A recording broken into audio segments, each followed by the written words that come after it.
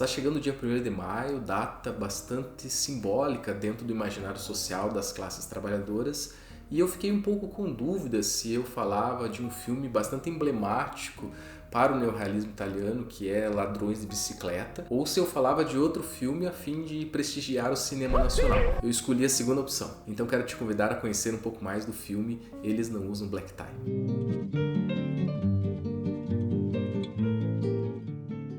Olá pessoal, bem-vindo ao canal, espero que esteja tudo bem com vocês. Meu nome é Eduardo e, como eu falei agora há pouco, hoje eu vou falar sobre um filme nacional, né? Eles Não Usam Black Tie, um filme adaptado de uma peça teatral da década de 50. Essa peça, escrita pelo Gianfrancesco Guarnieri, é uma das mais importantes da dramaturgia brasileira. A peça virou um livro, inclusive vários processos seletivos de vestibular já cobraram, a leitura dele, e foi o sucesso então dessa peça lá na década de 50 que deu sobrevida a um grupo teatral bastante importante do qual o Guarnieri fazia parte. A circulação dessa peça foi bastante ampla e, de certa forma, foi aquela que ajudou o Guarnieri a ingressar em outros projetos, tanto na televisão quanto no cinema. Esse sucesso que chamou a atenção do Leon Risman, um importante cineasta brasileiro, um dos mais premiados, inclusive, a se interessar pela adaptação dessa obra. Leon Risman já tinha feito uma adaptação muito aclamada do livro do Graciliano Ramos,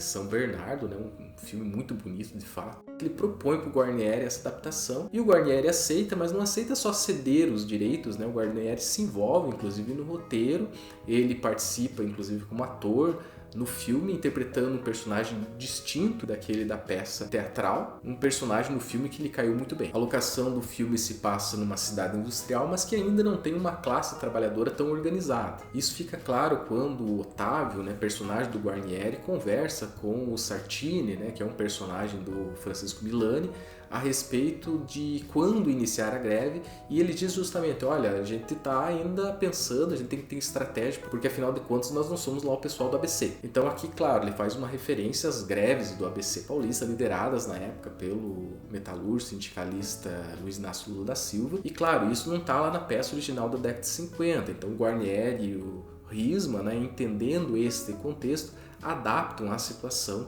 para nos lembrar, inclusive, desse grande movimento de trabalhadores, cujo movimento o Risman conhecia bem porque tinha filmado um documentário chamado ABC da Greve.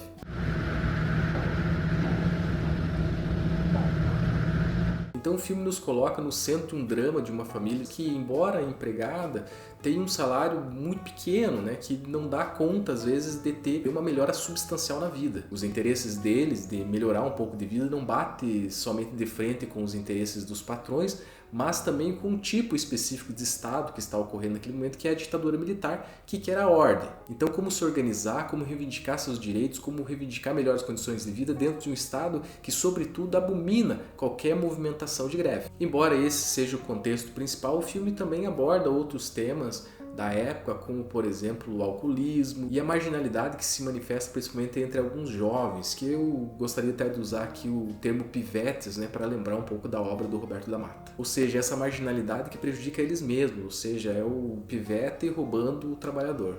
Deita no chão, anda! De barriga pra baixo! Ah, besteira, compadre. Tá errando o pulo. Não tem nadinha. O principal argumento do filme, portanto, é o confronto entre Otávio, interpretado pelo Guarnieri, um trabalhador, com o seu filho, o Tião, interpretado pelo Carlos Alberto Richelli, mas que se desdobra também num confronto entre o personagem de Carlos Alberto Richelli, o Tião, com a personagem Maria, interpretada pela Beth Mendes. Ou seja, o filme não é necessariamente um confronto entre gerações, como alguns dizem, mas sim um confronto entre modos de vida. Então esse confronto sobre modos de vida é liderado, por um lado, pelo Otávio, um sujeito corajoso, que sempre responde pelos seus atos, que inclusive já foi preso numa outra ocasião por lutar pelos seus direitos, que se não conseguiu ainda dar uma melhor situação para sua família, não deixou faltar nada a eles. E nós que produzimos essa riqueza, nós vivemos na miséria, porra! Por outro lado, nós temos a figura do Tião, que se acha superior aos demais trabalhadores, e justamente porque se acha superior, ele vai tentar tirar vantagem disso. Para tirar vantagem disso, primeiramente, ele não se alinha às ideias do pai. Então, quando eclode uma greve que não foi necessariamente pensada estrategicamente, ela não recebe a adesão do Tião e isso é o estopim para o confronto que ele tem então com o seu pai, Otávio, e com sua namorada Maria. Essa sua namorada começa o filme de uma maneira muito meiga, parece até meio tola, mas ela ganha uma expressão muito significativa ao deixar bem claro que ela não vai ser uma mulher ficar fazendo comidinha para ele, né? Ela tem os seus próprios projetos de vida. Esses projetos de vida passam também pelo tipo de educação que ela quer que o seu filho ou sua filha tenha e que naquele momento ela não consegue enxergar como o personagem do Tião sendo capaz de ofertar. Justamente porque ele quer ter um modo de vida diferente do que ela está habituada. Digamos assim que nesse contexto o Tião ele é enredado, seduzido por algumas ideias de neutralidade,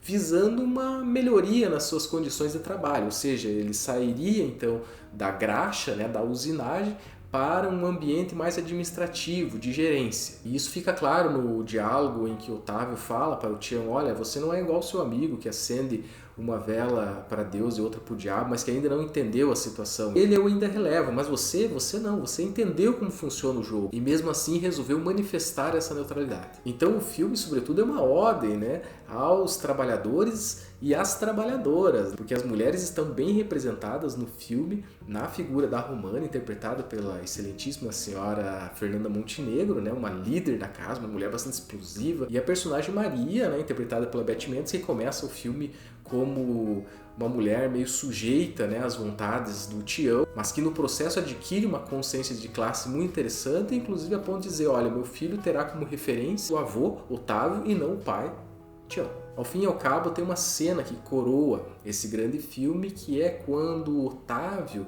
e Romana começam a escolher alguns feijões sobre a mesa. Esse aparentemente simples aspecto da mise-en-scène contém uma linguagem bastante filosófica, que se coaduna com os ideais tanto do Guarnieri quanto do Risma, pois ao escolher aqueles feijões ali, que é um prato tipicamente das classes trabalhadoras, Guarnieri e o Risma trazem realmente a maior preocupação das classes trabalhadoras, que é a subsistência. Afinal, na perspectiva também materialista do Ludwig Feuerbach, você é o que come.